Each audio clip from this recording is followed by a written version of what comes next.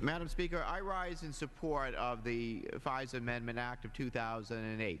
Though not a perfect piece of legislation, it is clearly far better than what we have today and addresses a number of the many concerns that were raised about the administration's conduct of surveillance in this country. As a member of the Intelligence Committee, I know that we must give our intelligence community the proper tools to protect us while upholding the civil liberties of Americans.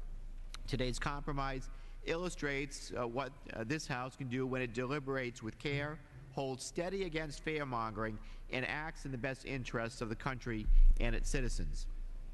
This bill is strong on civil liberties and includes protections against infringement of our constitutional right to privacy.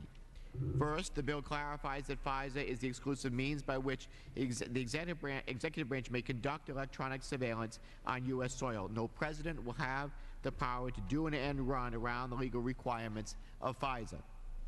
This provision will prevent the types of abuses we've witnessed under this administration.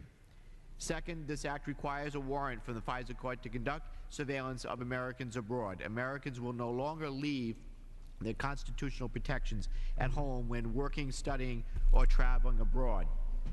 Third, it requires prior approval by the FISA court of protections of procedures the government will use when carrying out foreign electronic surveillance. This will ensure that the government's efforts are not aimed at targeting Americans, the so-called reverse targeting that we're all concerned about. And that if an American's communications is inadvertently intercepted, it is dealt with in a manner that guarantees legal protections. It also requires and allows for now an IG investigation of this warrantless surveillance program that took place prior to Congress being made aware of this legislation. As I've said before, 30 seconds, Mr. Chairman. Gentleman's recognized. The gentleman, another 15 seconds. Gentleman's recognized for 15 seconds.